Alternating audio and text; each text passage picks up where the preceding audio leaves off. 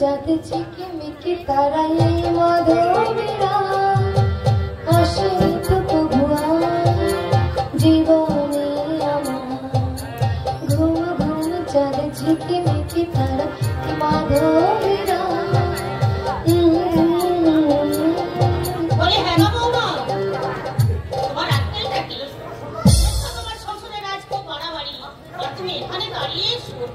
তবে কি কাঁদতে বলেন?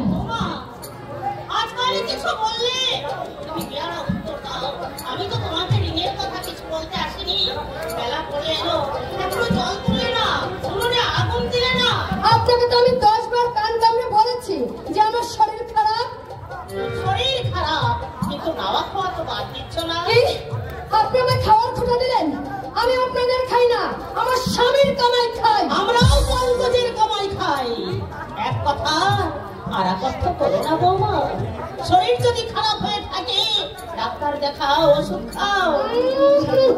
একজনের চিকিৎসা করতে গিয়ে হিমশিম খেয়ে যাচ্ছে, তার উপর আমি খরচ বাড়াই।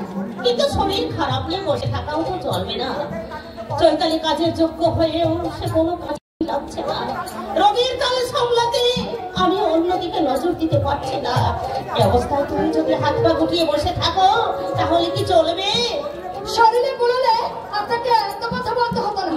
আশ্চর্য, বউ হয়ে এসেছে যেন একেবারে মাথা বিকিয়ে দিয়েছি। তা কেন বৌমা? বউ হয়ে তো আমি ওই সংসারে এসেছিলাম। আমার শরীরও লোহা দিয়ে গড়া নয়। আপনার শরীরে ঠিকুজি কষ্ট জেনে আমার লাভ নেই। বৌমা বুঝি, বৌমা বুঝি, কেন তুমি এত ছটফট করছো? কেন ভালো কথার তুমি মন্দ অর্থ করছো? আপনার বুঝি নিয়েই আপনি থাকুন। আমার সঙ্গে এভাবে কথা বলো না বৌমা।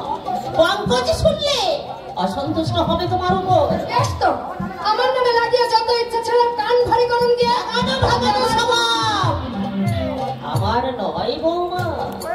দুঃখ শুধু এই, আমাকে তুমি চিনতে পারলে না, বুঝতে পারছো না কত বড় সর্বনাশ তুমি ডেকে আনছো। কি বলতে চাইছেন আপনি? তোমাকে কিছু বলে বোঝাবার মতো ক্ষমতা আমার নেই বৌমা। তুমি অনেক অনেক বেশি বুঝে ফেলেছো। আমি স্বপ্নেও ভাবতে পারিনি পঙ্কজের মতো শান্ত বোকা ছেলের কাঁধে তোমার মতো পণ্ডিত কোনোদিন ভর করবে। সত্যি সত্যি আপনার বড় ছেলে বোকা। তা না হলে কেন এত বড় সংসার? যাক যাক, সে কথা।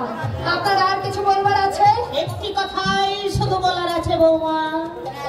আমি যদি তোমার কাছে কোনো অন্যায় করে থাকি তার জন্য আমি ক্ষমা চাইছি।